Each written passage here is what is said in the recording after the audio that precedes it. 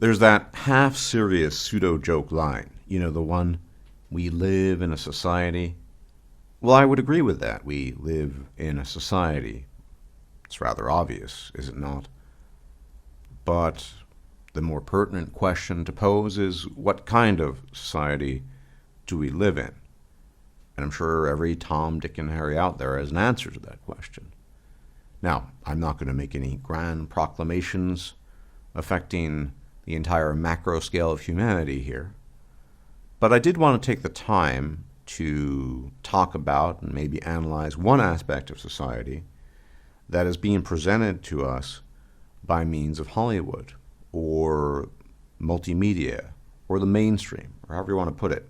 I am, of course, talking about the new Joker film, which has given us thus far 2 different trailers and a boatload of background information.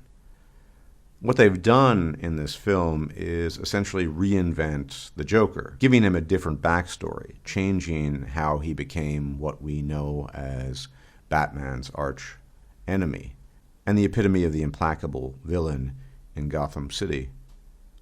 And what they've done is actually pretty ingenious, if not very, very manipulative. So we live in a society, that's true, but what kind of society? The kind of society that would take some of its worst off members and not just ignore them. That's just par for the course. We all do this to varying degrees. The homeless, the weak, the ill. No, they don't just ignore them, this society. They demonize them. And based on all the information I've read and received and my own observations of the trailers, I can tell you that this is an intentional move on the part of the mainstream, Hollywood in this case, to take some of the most downtrodden individuals in modern American society and transform them into not just people who are to be ignored and people who, frankly speaking, most people don't give a rat's ass about, but actual villains, bad people, as it were, the worst of the worst. After all, what could be worse than being an evil, malevolent, cackling madman? Not much, as far as I'm concerned, at least as they're presented here. I'm willing to withdraw my view should the film pan out otherwise, but I don't think that's going to happen. Now, I don't think this is a coincidence. I don't think that this is untimely. Quite the opposite. I think this is very timely. Because what we've seen, especially in recent years, is a false interpretation, an indictment, if you will, of lonely people, specifically lonely men, as malevolent, violent, evil, etc., etc.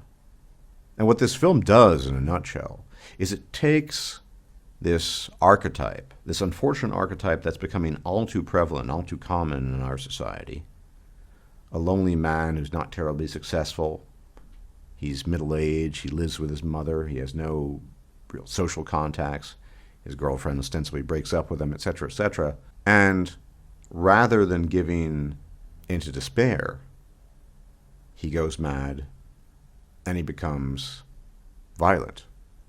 Now, there are a couple of things to say about this.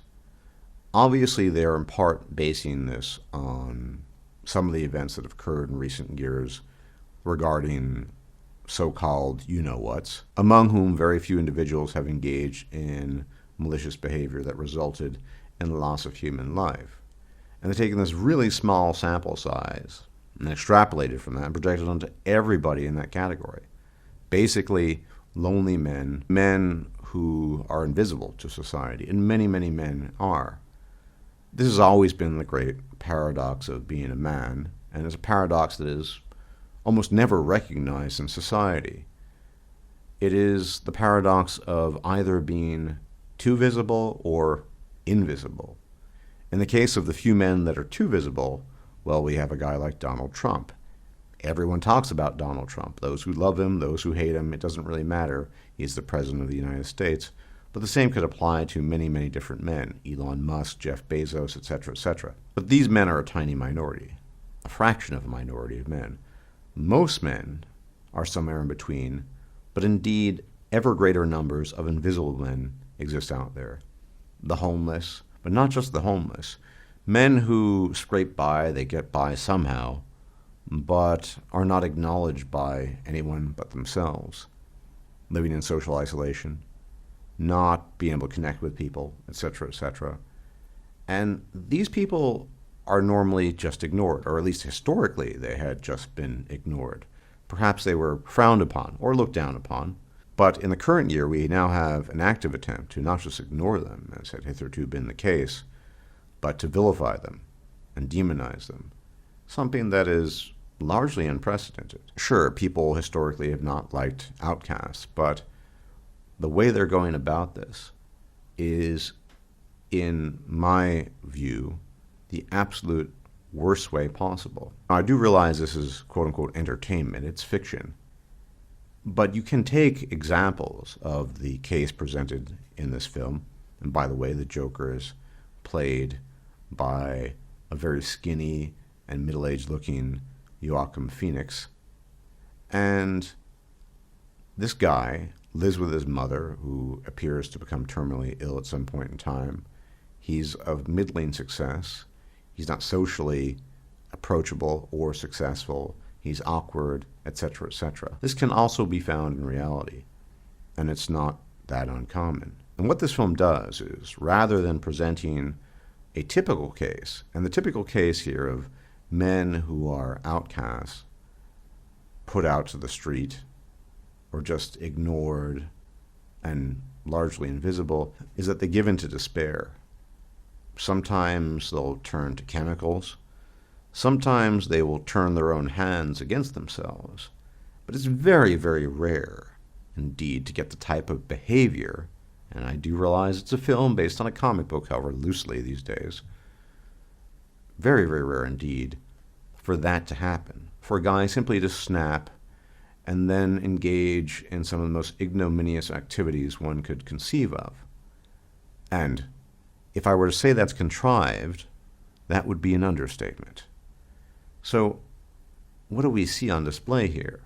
Hollywood, or the mainstream, is taking what I regard as some of the most vulnerable members of American society, because it is based in the United States. It's a commentary on American social life, in fact, and saying, no, these guys, they're not just in a state of despair. They're not just lonely. They're not just unsuccessful. They're not just unworthy of our attention. We'll take it a step further and escalate. They're worthy of the worst attention possible because they're bad people. And not just bad, they're the worst people out there. They become metaphorical monsters and lose their minds and do the worst things possible.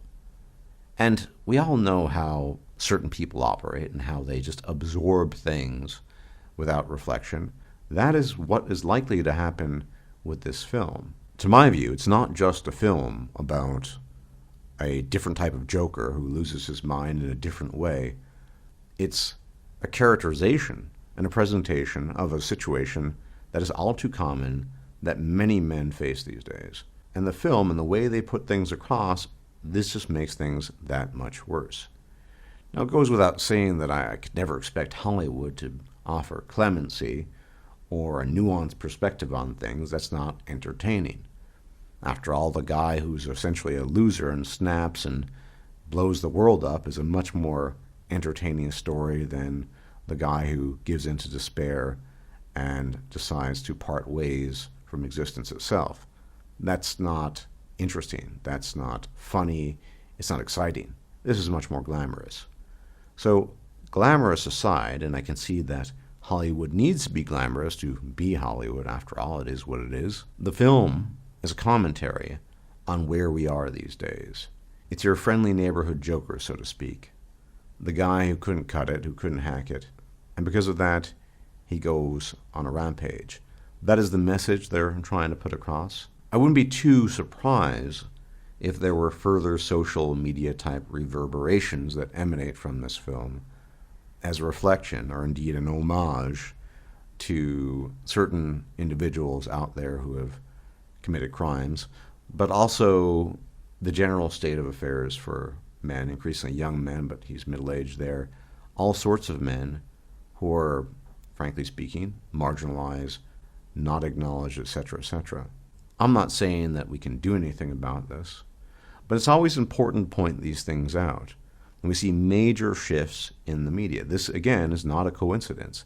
This piece, this film, is not just a reinvention of the story of the Joker in the context of DC Comics, but also a reinvention of the Joker in the context of the current year.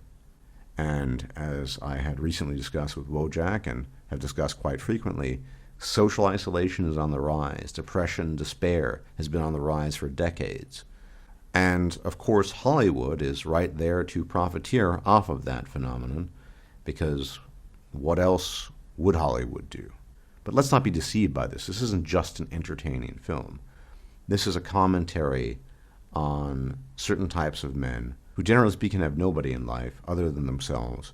And it's not just saying, you're the worst of the worst in terms of whether or not we pay attention to you. They're saying, you're the worst of the worst, and you're also an evil villain.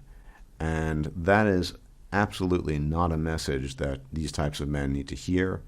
And I don't think it's a message that we need to hear more of, because we've already heard a mouthful of it from the mainstream media in the wake of various events that I need not go into. Clearly, this is not the old story of a Joker that was thrown into a chemical vat and wants to wreak vengeance upon the world and Gotham City and Batman and blah, blah, blah, blah. They've personalized this and have attacked a certain sector of society that is not doing well to begin with, and it's going to make things for those men that much worse. Everyone, thanks for tuning in as always. If I'm still alive, I will check you out later, and enjoy your weekend, and may the gods watch over you. Bye-bye. If you liked this video, please like, share, and subscribe. And if you enjoy my content, please consider making a donation or becoming a patron. Thanks for watching.